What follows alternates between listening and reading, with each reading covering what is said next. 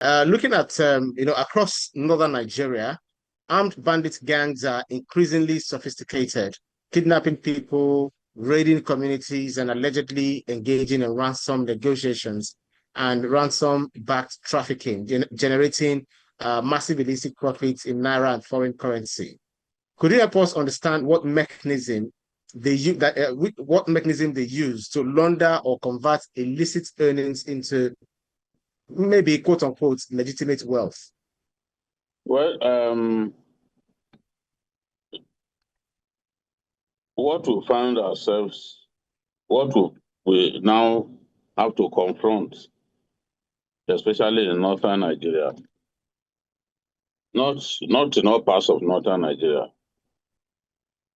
but in many parts of northern Nigeria these days, is what is called the illicit um, economy.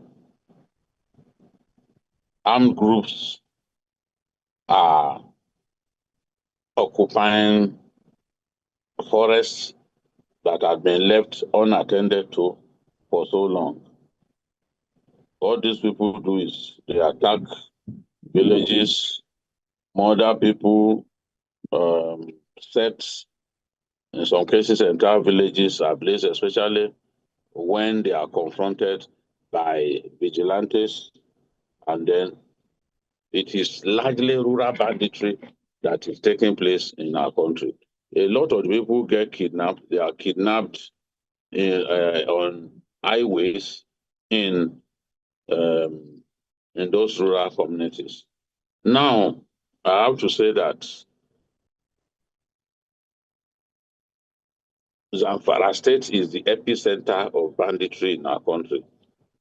And in Zamfara State has produced some of the most prominent bandits who have spread their tentacles to all parts of Nigeria, especially northern Nigeria. So bandits like Buharindaji, who was their leader, but was murdered by Dogo Gide after he rustled cattle belonging to Dogo Gide's in-laws, and Dogo Gide told him to release the cattle that he rustled, but he refused. Dogo Gide then brought his fighters to come and corner him in Dansadao Forest in Zamfara State, and shot him and left his remains in the bush. It was already thoroughly decomposed before the military went to retrieve the remains.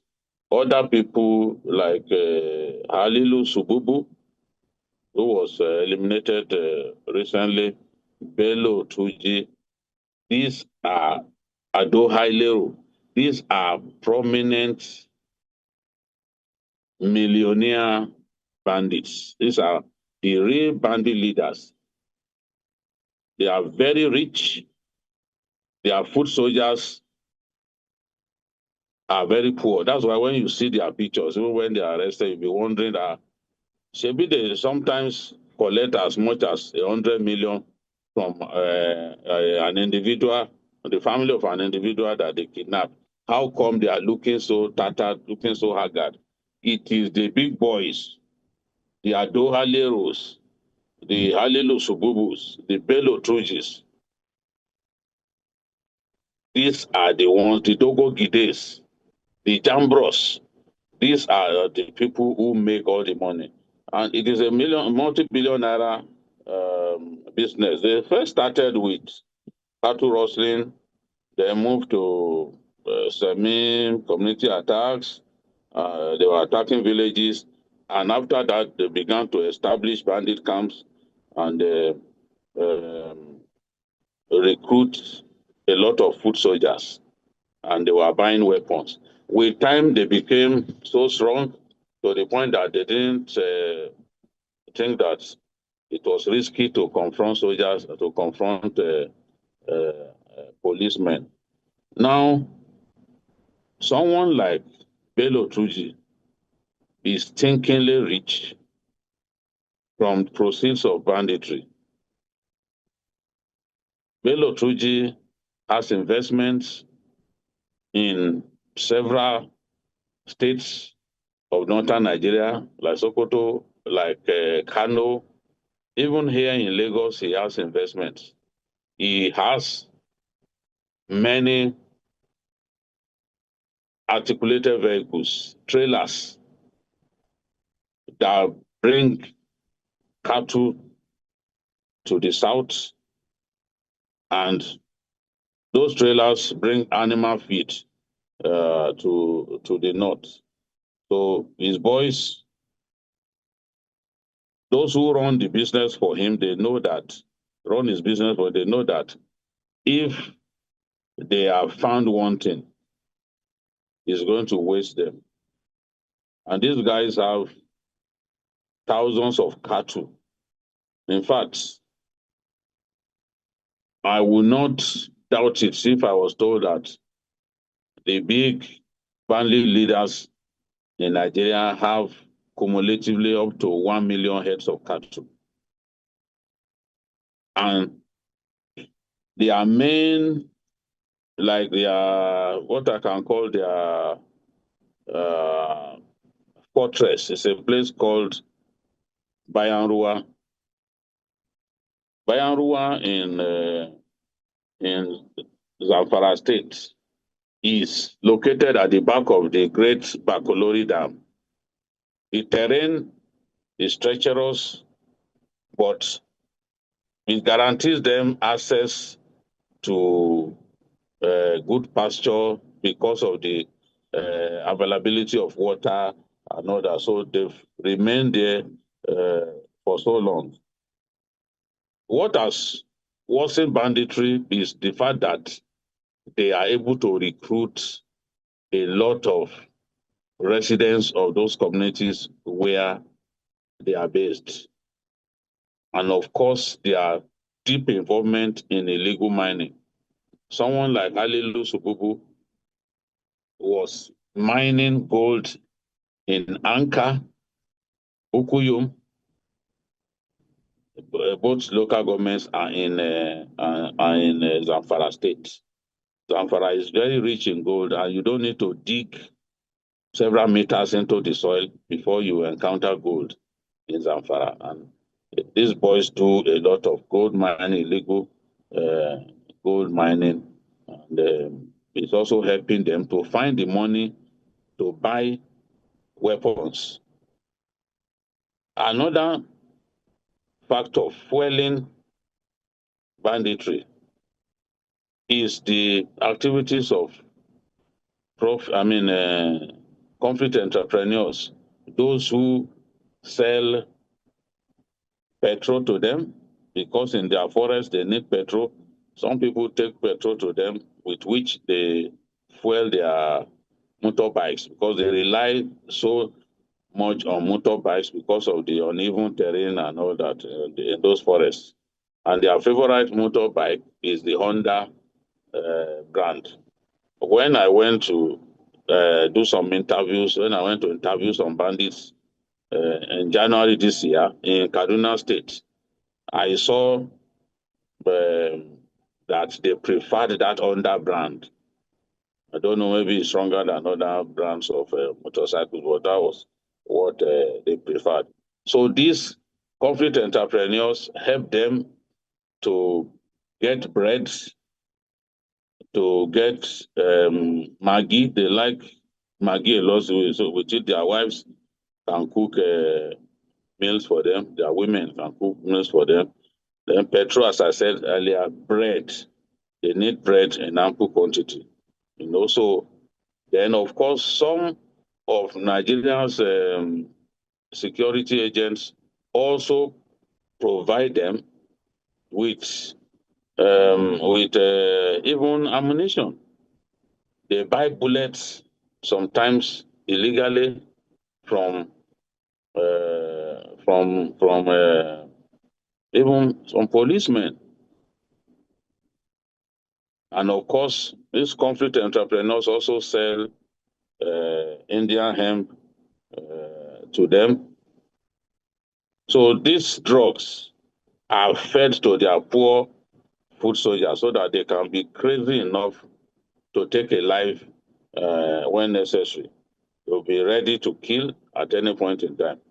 So the real people who are making money from banditry are those leaders. The bandit leaders I talked about earlier. Dogo Gide is stinkingly rich. He organized the kidnapping of those students of federal government college, Yauri. And he made a lot of money from that kidnapping. He also organized the kidnapping of the students of government science secondary school, Kagara, in Rafi local government area of Niger State. That's the school that Senator Shehu Sani attended. They also made a lot of money. They target school children because they know that once they kidnap school children, government will directly get involved. And it is from government that they believe they can make all the money. Because when Nigerians begin to shout and say, they must bring these people back safe and all that, they know that government will eventually talk to them, do a deal with them, and probably pay ransom. So they also work with Boko Haram elements, some of whom are in places like Shiroro in Niger State. There are some elements, remnants of Boko Haram, who fled to that area, and they are carrying out the activities because the Boko Haram insurgency now incorporates some elements of banditry.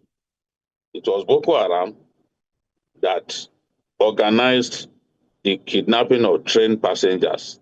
Many people thought that they were based only in the Northeast. I remember posting on Twitter back then that these guys had settled in the north central of our country. Some people were abusing me at that time. Now, after they kidnapped those train passengers and they owned up to the kidnap, the world can see now that they moved from the northeast to, some of them have moved from the northeast to the north central, where they are continuing their illegal mining, where they are continuing their kidnapping of people, sometimes even confronting the military in places like Alawa in Niger State. They've faced up to the military some occasions and even burned some military camps. So it's those boys, the Ado Aleros, the Bello Tujis, the Dogo Gides, they are the ones who are making money investing in property in Kano. I've heard stories that some people will come to Kano to buy houses. They want to pay as much as 100 million and they are paying in cash. This is money from banditry. This is money from kidnapping people and nothing else. They are not going to use the banks because they want to make sure that they carry out the activities without leaving any trail. That's right. So they are investing in those areas. They are buying houses in Kano, buying houses in Sokoto, investing in trailers, investing in cattle business. So from the money that they are making, their investments are spread across many parts of northern Nigeria and even Lagos. Mm. So that is why it's extremely difficult to even stop it. Any business that Nigerians are doing with a very huge profit margin, you are going to have to kill Nigerians to get them to get off that business. That is where we found ourselves now. And they have recruited a lot of hungry residents of communities who provide information, who give them information about troops movement, about movement of vehicles and all that, who spy, who snitch on other people. Even men and women. Women are being used. They have women that they pay to give them information. They have women that they pay to bring petrol in even travel bags. They pour petrol in plastic bags and put in travel bags and take straight to these people in the forest. So they are exploiting the hunger that is ravaging our people in the communities where they hold sway and getting those people to spy for them. So they've Yeah. recruited fighters from the population, they've recruited spies from the population. That is why Mm. banditry is such a big problem in our country and has become so difficult to deal with. That's All right. because of these dimensions to it. All right. Sadiq Kolo Danjuma says, you cannot defeat banditry by firepower alone. Development is security, roads, schools, jobs. Excuse me. That's the real antidote. Now, Blessing of All says, when criminal can make billions and still negotiate openly with government intermediaries, you're not battling bandits, you're battling a criminal economy with political friends. Awal Mokhtar says, people say bandits, people say bandits as if they are just criminals in the bush. Some of them have accountants, logistics chains, and financiers. Until the money trail is cracked, nothing will change. I totally agree with BKO. Helen Osoyade says, Nigeria has managed to turn a tiny criminal problem into a billionaire industry by ignoring the early warnings. Now we are paying the price in blood and ransom. Emeka Otsubo says, arresting bandits without reforming the justice system is like fetching water with a basket. Today, they are in detention. Tomorrow, someone grants them bail on health grounds. And VKO, this person is asking a question. It says, Michael Ajayi says, sir, some politicians and government officials said they know all these bandits or they knew all these bandits. Why can they not go after them? Why can they go after them than going to negotiate with them? Okay, saying that why don't they go after them rather than negotiating with them? This shows the failure of our government. It looks more like a statement, but So can you that just quickly speak to that? the governor of Zamfara says he knows them. We know them too. I know them. I've been to at least two camps of bandits. I've interviewed bandits. The first time I interviewed them was in 2019, and then I did it again in Kaduna in January this year. You heard when I was telling one of those bandits, but why you are a thief now? Are you not a thief? And the soldiers who are with me were saying, no, you should have been more polite. You know, don't call him a thief like that. You call him a gunman. You know, but my own Hausa are more, my own Hausa is more direct. I couldn't find a word that will kind of romanticize him, A make him euphemism, happy. yeah. Yes, make Mm. him happy, you know. So this is unfortunate. They said we know them, we know their parents. That's different to knowing their location at a particular time. That is the point that Nigerians don't understand some of these issues. When somebody, you must dissect the spoken word. He said we know them, we know their parents. Of course, that's true. Those bandits come from his state, and they have parents. One even insisted that they must release his father from detention, otherwise he will not release the people that he captured. That was about 2 years ago. And they had to do that. And sometimes it's inevitable to negotiate with them because they are using the people that they have captured as human shield. If they use children as human shield, and you can see them in a location, would you want to bomb them and kill the children in the process? Even Saddam used people as human shield too. So they know that you will find it difficult to kill those people. Netanyahu continue bombing, but you can see that a lot of the abductees, a lot of the people that the Hamas captured, a lot of them died from unremitting bombing by Israeli Air Force.